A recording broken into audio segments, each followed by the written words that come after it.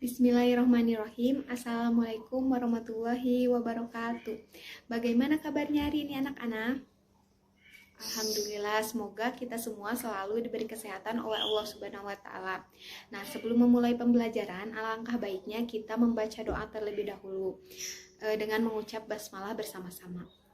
Bismillahirrahmanirrahim. Nah, sekarang Ibu akan mengecek kehadiran terlebih dahulu ya. Apakah ada yang tidak hadir hari ini?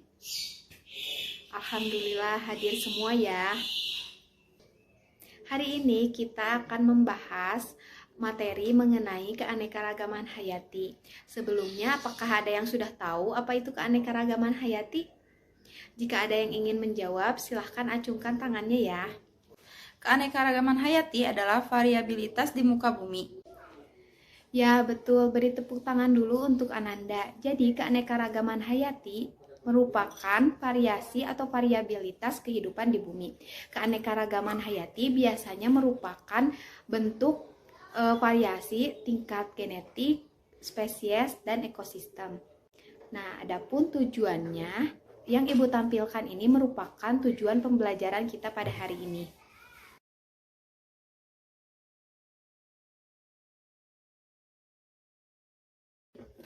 Keanekaragaman hayati ini terdapat dalam Al-Quran Surat An-Nahl ayat ke-66. Sekarang, apakah ada yang ingin membacakan artinya? Artinya, dan sesungguhnya pada binatang ternak itu benar-benar terdapat pelajaran bagi kamu. Kami memberi minum pada apa yang berada dalam perutnya, berupa susu yang bersih antara tahi dan darah, yang mudah ditelan bagi orang yang meminumnya. Terima kasih untuk Nabila yang sudah membacakan artinya. Sekarang Ibu akan menjelaskan sedikit mengenai keanekaragaman hayati tingkat gen. Sebelumnya, apakah ada yang sudah tahu apa itu keanekaragaman hayati tingkat gen? Ya, silahkan Syifa. Keanekaragaman tingkat gen adalah keanekaragaman yang disebabkan karena adanya variasi gen atau struktur gen dalam suatu spesies makhluk hidup. Ya, 100 ya untuk Syifa.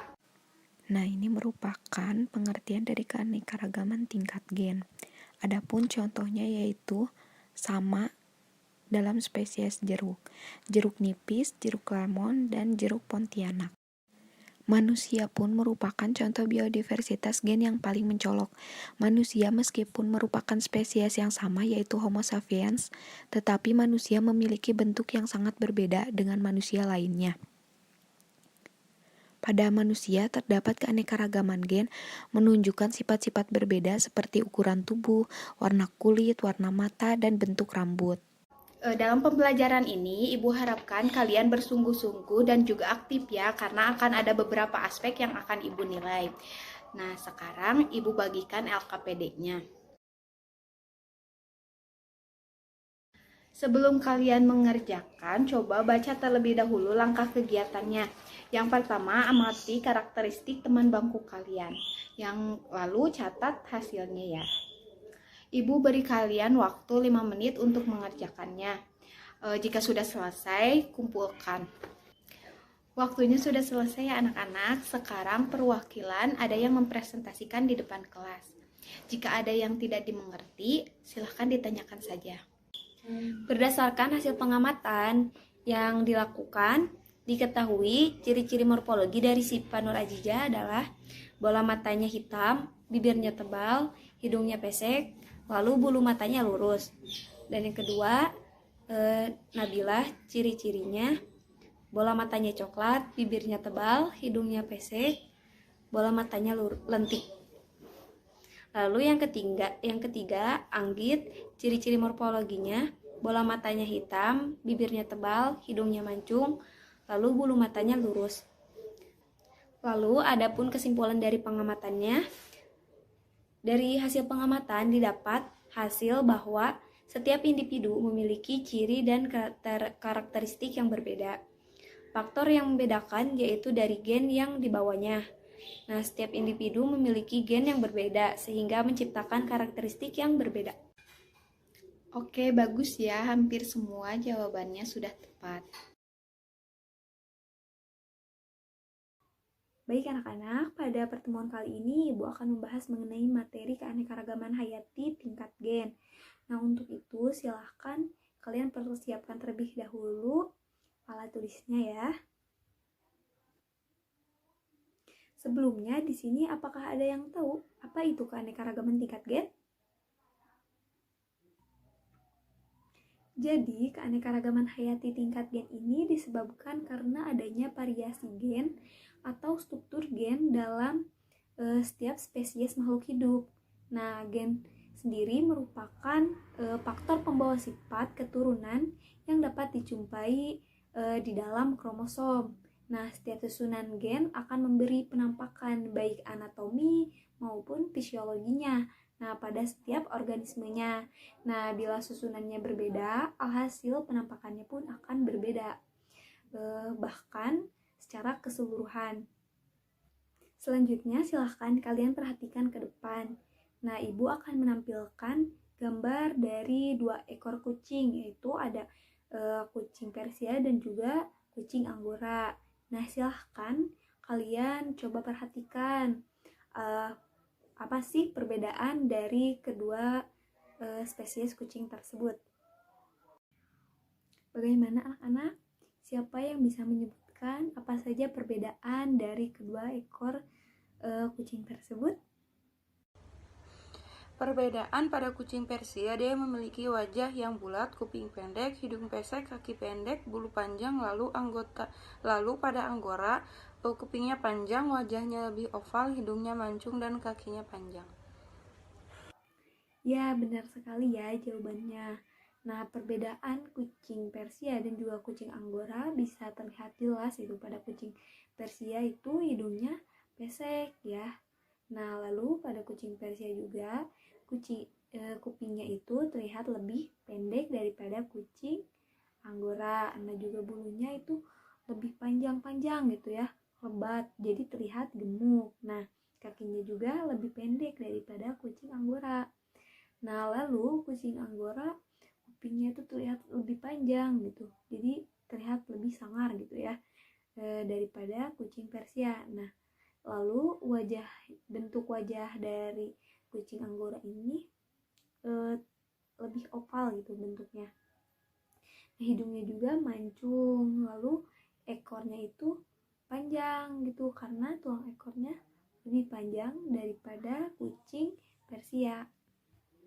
Keanekaragaman hayati tingkat gen ini cukup mudah dikenali karena memiliki ciri-ciri variasi nama ilmiah yang sama serta perbedaan morfologi yang tidak terlalu mencolok. Nah, biasanya keanekaragaman hayati tingkat gen ini pada tanaman ya disebut dengan varietas. Lalu pada hewan disebut dengan ras. Nah, adapun contoh lain dari keanekaragaman hayati tingkat gen ini pada tanaman yaitu pada tanaman padi, Oryza sativa. Nah, di sana ada varietas padi rojolele, ada padi Ciherang, ada padi Cianjur, dan lain sebagainya. Bagaimana sekarang? Apakah sudah paham semuanya?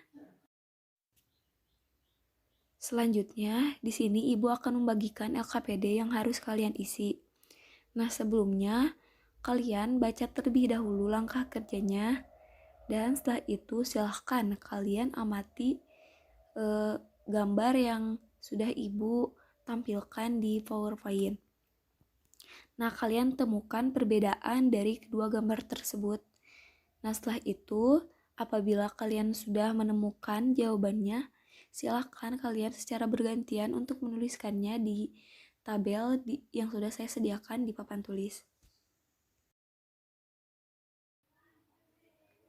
Nah, apabila sudah selesai, silahkan kalian isi LKPD-nya.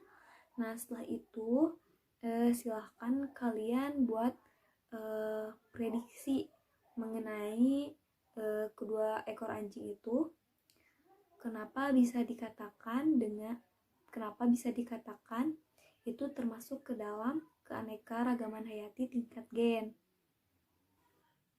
Nah, Ibu akan beri waktu kalian selama 10 menit untuk mengisi LKPD-nya.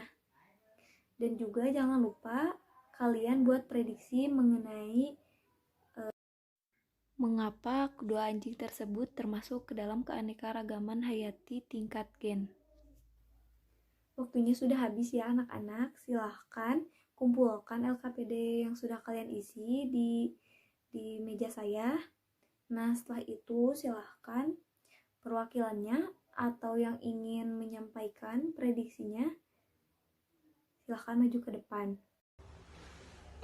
Berdasarkan hasil pengamatan prediksi saya mengenai spesies Canis familiaris atau anjing tersebut, mengapa bisa dikatakan termasuk ke dalam keanekaragaman hayati tingkat gen? Karena mereka termasuk ke dalam satu spesies yang sama namun dengan ras yang berbeda, sehingga nampak perbedaan-perbedaannya karena memiliki gen pembawa sifat yang berbeda pula. Ya, benar sekali ya jawabannya anak-anak Anggitya. Nah, bagaimana teman-teman yang lainnya? Apakah ada yang ingin ditanyakan lagi? Berhubung semuanya sudah selesai, coba Ibu minta kalian coba buat kesimpulan mengenai materi hari ini. Nah, sebelum kita menutup pembelajarannya, Ibu nanti akan menunjuk salah satu dari kalian untuk menyampaikan kesimpulan dari materi hari ini. Nah, kita lanjut ya ke pembahasan selanjutnya. Setelah kita membahas mengenai pengertian keanekaragaman hayati dan juga tingkatan keanekaragaman hayati yaitu tingkat gen. Sekarang kita akan membahas keanekaragaman hayati tingkat spesies atau tingkat jenis.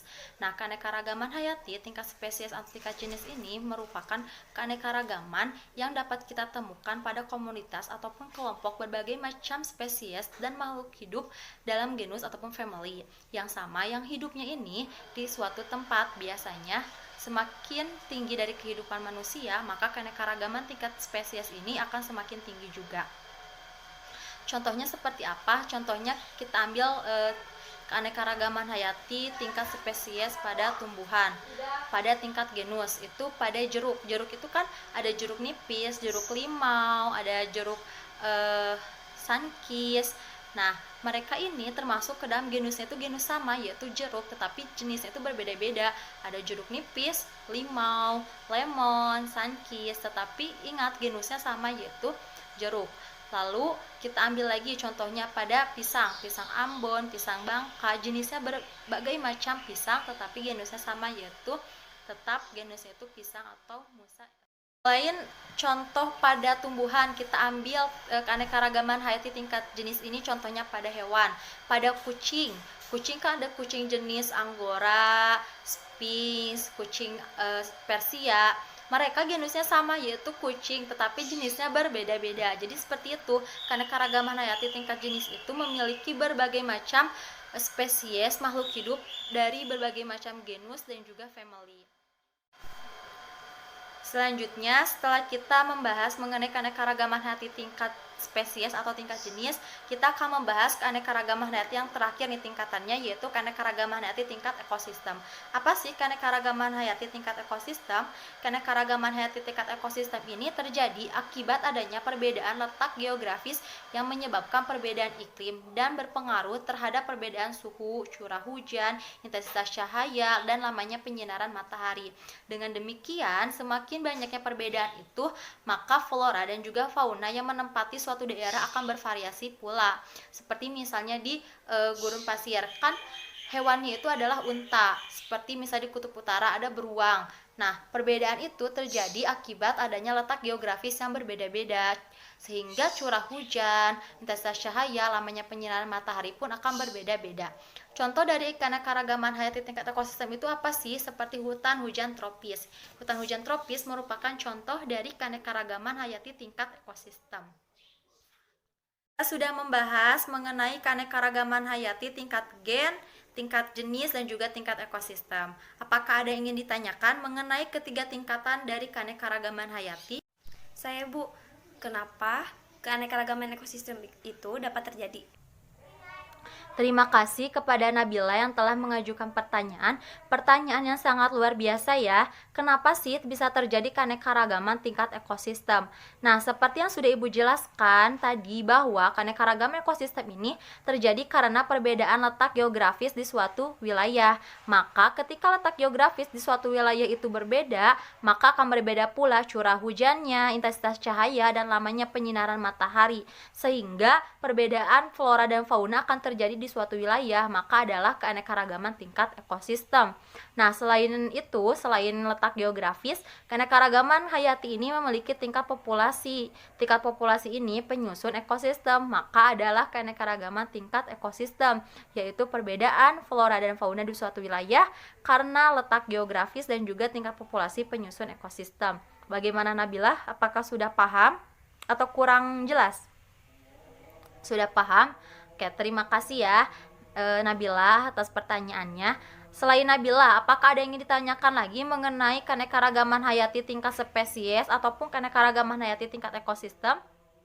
Tidak ada, sudah paham semua. Untuk mengimplementasikan materi yang telah kita bahas mengenai keanekaragaman tingkat spesies dan juga tingkat ekosistem, di sini Ibu akan membagikan LKPD yang harus kalian isi secara berkelompok. Sebelum itu, Ibu akan bagi kalian menjadi 3 kelompok terlebih dahulu. Ingin Ibu yang bagikan atau kalian bagi sendiri? Ibu yang bagikan? Oke, Ibu bagi ya.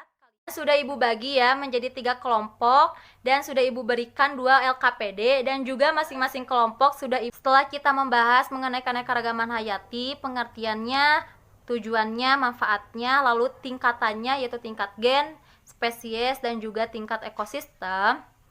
Nah, Ibu akan membahas materi selanjutnya di keanekaragaman hayati ini, yaitu mengenai analisis vegetasi. Ada yang tahu sebelumnya apa itu analisis vegetasi? Oke, Ibu jelaskan ya. Analisis vegetasi ini adalah metode yang dilakukan untuk mengetahui seberapa besar sebaran berbagai macam spesies yang ada dalam suatu area. Misalnya, kita ingin mengetahui berapa macam sih sebaran spesies di area A, maka yang harus kita lakukan adalah menggunakan metode analisis vegetasi. Nah, analisis vegetasi ini menurut George Smith pada tahun 1983, analisis vegetasi itu adalah cara untuk mempelajari susunan atau komposisi vegetasi secara bentuk struktur vegetasi dari masyarakat tumbuh-tumbuhan. Jadi kita tahu nih, sebaran di area ini berapa banyak sebaran spesies di area A, berapa banyak sebaran spesies di area B, yaitu menggunakan analisis vegetasi. Lalu proses dari analisis vegetasi ini seperti apa? Nah, analisis vegetasi ini dilakukan oleh para ilmu ekologi. Jadi para ilmuwan ekologi ini mereka menggunakan metode analisis vegetasi untuk mengetahui seberapa banyak sebaran spesies di suatu area.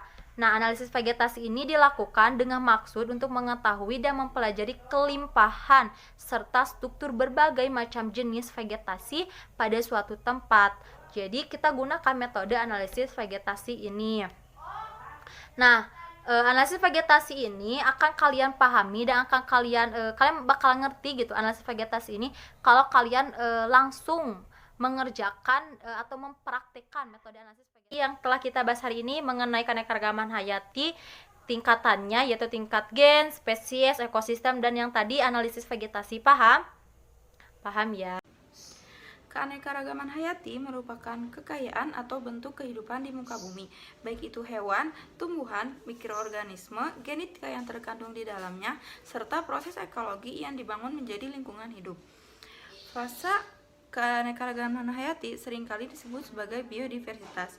Biodiversitas ini dapat kita temui di lingkungan sekitar kita. Berbagai makhluk hidup yang kita temui menggambarkan perbedaan atau perbedaan jenis antar makhluk hidup yang saling menyeimbangkan. Nah, sekarang saya akan menampilkan 3 kelompok gambar. Kelompok gambar pertama, kelompok gambar kedua, dan kelompok gambar ketiga. Kira-kira yang manakah yang menunjukkan kelompok gambar keanekaragaman hayati tingkat gen, keanekaragaman hayati tingkat jenis, dan keanekaragaman hayati tingkat ekosistem? Untuk gambar pertama yaitu keanekaragaman tingkat gen, untuk gambar kedua keanekaragaman tingkat jenis, dan untuk gambar yang ketiga keanekaragaman tingkat ekosistem. Nah, selanjutnya saya memiliki lembar kerja untuk kalian diskusikan bersama kelompok kalian. Setelah kalian diskusikan dengan kelompok, saya meminta kalian untuk memberikan hasil diskusi kalian di depan kelas. Saya dari kelompok 1 akan menyampaikan hasil diskusi dari kelompok kami. Nah, yang pertama saya akan menyampaikan tujuan dari praktikum kali ini. Nah, tujuannya siswa mampu mengetahui pihak yang bertanggung jawab atas keanekaragaman hayati. Lalu, tujuan yang kedua, bagaimana cara untuk menjaga kelestarian keanekaragaman hayati. Nah, adapun pertanyaan penyelidikannya, yang pertama, apakah kita sudah bertanggung jawab atas keanekaragaman hayati? Dan pertanyaan yang kedua, bagaimana cara untuk menjaga kelestarian keanekaragaman hayati? Adapun jawaban dari pertanyaannya, yang pertama, karena suatu institusi merupakan contoh bagi masyarakat dan dianggap sebagai pemberi teladan yang baik. Lalu jawaban yang nomor 2, karena merupakan tugas pemerintah sebagai upaya pelestarian keanekaragaman hayati. Lalu jawaban untuk nomor 3, memiliki kekayaan keanekaragaman hayati. Lalu jawaban yang nomor 4, hutan lindung dan resapan air. Adapun keuntungan hutan lindung adalah sebagai tempat wisata dan resapan air yang membuat kawasan tersebut berlimpah air. Lalu untuk jawaban nomor 5, menanam pohon di tempat-tempat yang terdapat berbagai jenis organisme. Nah, sesudah kita mempelajari bab keanekaragaman hayati, saya meminta satu orang untuk menyimpulkan seluruh pembelajaran yang telah kita pelajari hari ini. Jadi, kesimpulan untuk pembelajaran hari ini yaitu keanekaragaman hayati adalah variasi ataupun varietas dalam kehidupan di bumi, memiliki 3 tingkatan, yaitu pertama keanekaragaman hayati tingkat gen, kedua keanekaragaman hayati tingkat jenis, dan ketiga keanekaragaman hayati tingkat ekosistem. Setiap makhluk hidup memiliki ciri dan juga karakteristik yang berbeda, dan yang bertanggung jawab atas kelestarian keanekaragaman hayati adalah seluruh aspek di bumi, khususnya kita sebagai masyarakat. Nah, sekarang kita sudah mencapai akhir dari pembelajaran hari ini. Izinkan saya sedikit menyimpulkan lagi tentang keanekaragaman hayati. Jadi, keanekaragaman hayati itu merupakan kekayaan atau bentuk kehidupan di muka bumi, baik itu hewan, tumbuhan, mikroorganisme, ekosistem, serta genetika yang terkandung di dalamnya. Ada juga proses ekologi yang dibangun menjadi lingkungan hidup. Frasa dari keanekaragaman hayati sering juga disebut sebagai biodiversitas. Biodiversitas ini mudah kita temui di lingkungan sekitar kita. Nah, berbagai jenis makhluk hidup yang kita temui di lingkungan sekitar kita menggambarkan adanya perbedaan antar makhluk hidup yang saling menyeimbangkan. Nah, sekian untuk pembelajaran hari ini. Semoga banyak bermanfaatnya untuk kita semua. Sampai jumpa lagi di pertemuan berikutnya. Assalamualaikum warahmatullahi wabarakatuh.